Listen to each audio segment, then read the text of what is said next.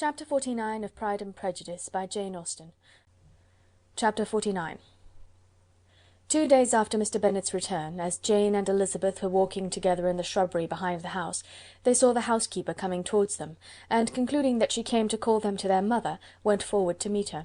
But instead of the expected summons, when they approached her, she said to Miss Bennet, "I beg your pardon, madam, for interrupting you, but I was in hopes you might have got some good news from town, so I took the liberty of coming to ask."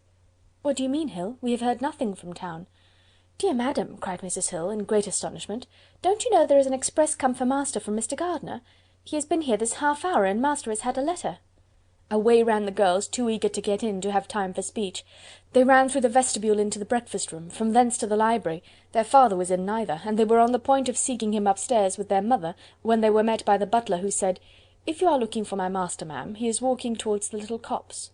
Upon this information, they instantly passed through the hall once more, and ran across the lawn after their father, who was deliberately pursuing his way towards a small wood on one side of the paddock.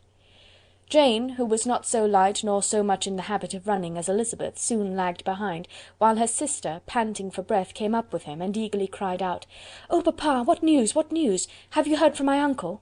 "Yes, I have had a letter from him by express." "Well, and what news does it bring, good or bad?" "What is there of good to be expected?" said he, taking the letter from his pocket. "But perhaps you would like to read it." Elizabeth impatiently caught it from his hand. Jane now came up.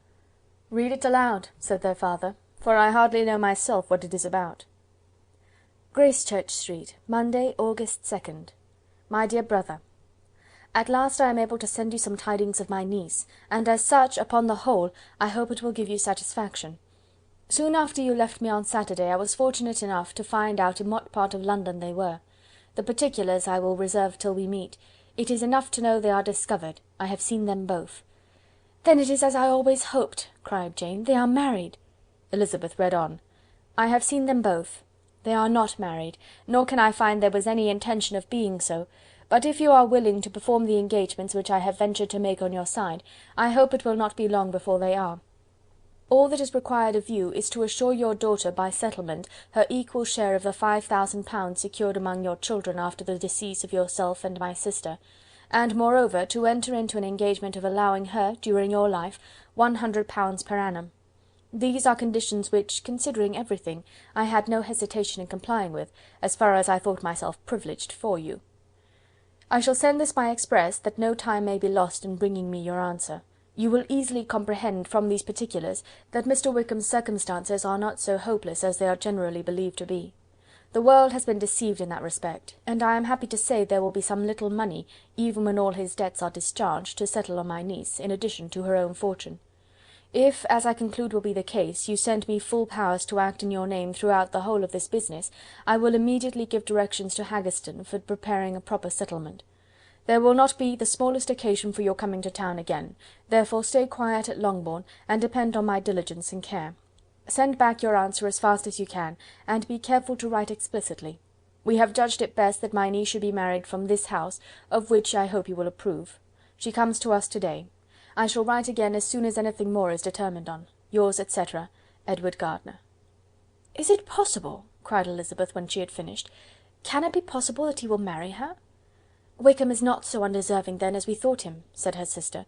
"My dear father, I congratulate you." "And have you answered the letter?" cried Elizabeth. "No, but it must be done soon." Most earnestly did she then entreat him to lose no more time before he wrote. "Oh, my dear father," she cried, "come back and write immediately. Consider how important every moment is in such a case." "Let me write for you," said Jane, "if you dislike the trouble yourself." "I dislike it very much," he replied, "but it must be done." And so saying, he turned back with them, and walked towards the house. "And may I ask," said Elizabeth, "but the terms, I suppose, must be complied with?" "Complied with! I am only ashamed of his asking so little." "And they must marry. Yet he is such a man!" "Yes, yes, they must marry. There is nothing else to be done. But there are two things that I want very much to know. One is, how much money your uncle has laid down to bring it about, and the other, how am I ever to pay him?" "Money? My uncle?" cried Jane. "What do you mean, sir?" "I mean that no man in his senses would marry Lydia on so slight a temptation as 100 a year during my life, and 50 after I am gone." "That is very true," said Elizabeth, "though it had not occurred to me before. His debts to be discharged, and something still to remain! Oh, it must be my uncle's doings. Generous, good man, I am afraid he has distressed himself. A small sum could not do all this." "No," said her father. "Wickham's a fool if he takes her with a farthing less than 10,000 pounds. I should be sorry to think so ill of him in the very beginning of our relationship." 10,000 pounds! Heaven forbid! How is half such a sum to be repaid? Mr. Bennet made no answer, and each of them, deep in thought, continued silent till they reached the house. Their father then went on to the library to write, and the girls walked into the breakfast room. "And they are really to be married," cried Elizabeth, as soon as they were by themselves. "How strange this is! And for this we are to be thankful. That they should marry, small as is their chance of happiness, and wretched as is his character, we are forced to rejoice. Oh, Lydia!" "I comfort myself with thinking," replied Jane, "that he certainly would not marry Lydia if he had not a real regard for her. Though our kind uncle has done something towards clearing him, I cannot believe that 10,000 pounds, or anything like it, has been advanced. He has children of his own, and may have more. How could he spare half 10,000 pounds? "If we were ever able to learn what Wickham's debts have been," said Elizabeth, "and how much is settled on his side on our sister, we shall know exactly what Mr. Gardiner has done for them, because Wickham has not sixpence of his own. The kindness of my uncle and aunt can never be requited. Their taking her home and affording her their personal protection and countenance is such a sacrifice to her advantage as years of gratitude cannot enough acknowledge. By this time she is actually with them. If such goodness does not make her miserable now, she will never deserve to be happy. What a meeting for her when she first sees my aunt!" "We must endeavour to forget all that has passed on either side," said Jane. "I hope and trust they will yet be happy. His consenting to marry her is a proof, I will believe, that he is come to a right way of thinking. Their mutual affection will steady them, and I flatter myself they will settle so quietly and live in so rational a manner as may in time make their past imprudence forgotten."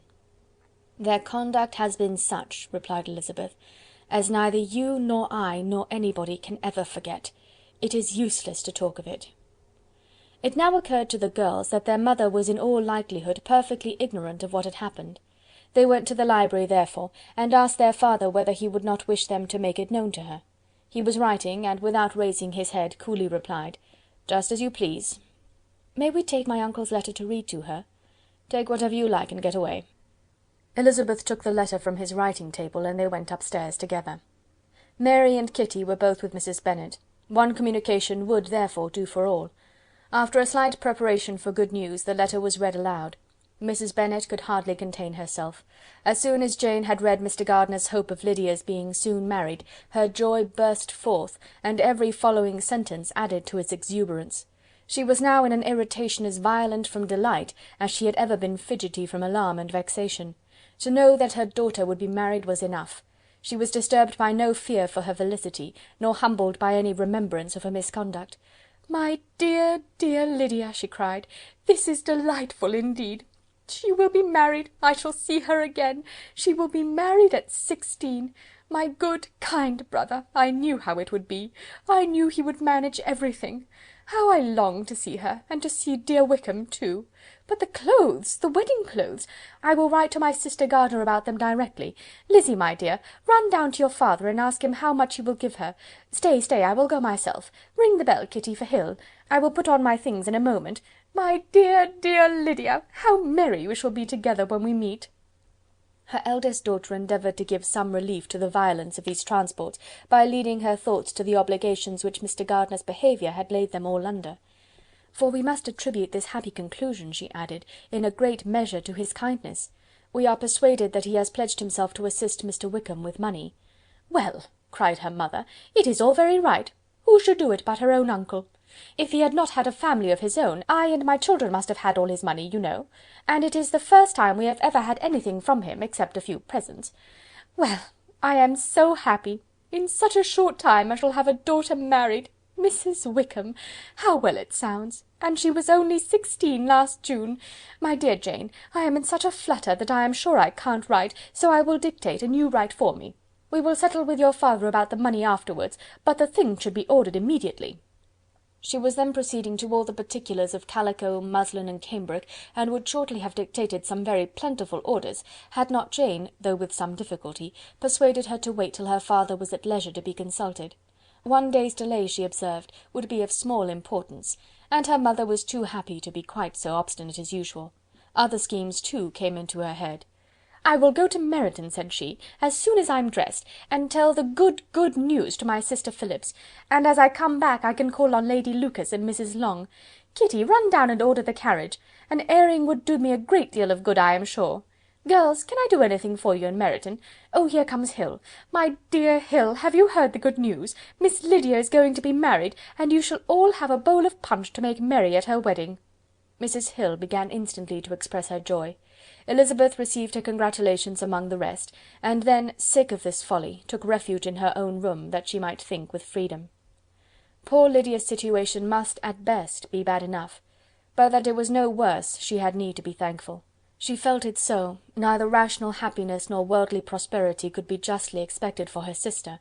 In looking back to what they had feared only 2 hours ago, she felt all the advantages of what they had gained. Chapter 49.